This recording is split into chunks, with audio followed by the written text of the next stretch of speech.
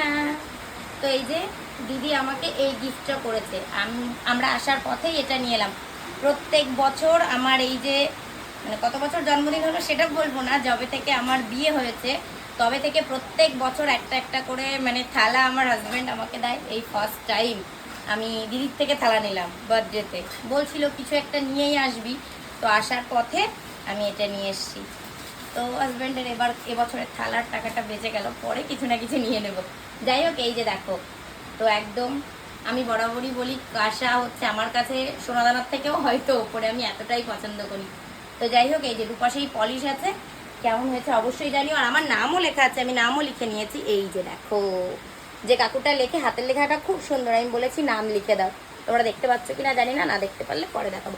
তো এই থালাটাই আমি এখন খাবো বার্থডে লাঞ্চ আজকে, যদিও এখন সন্ধ্যা হয়ে গিয়েছে।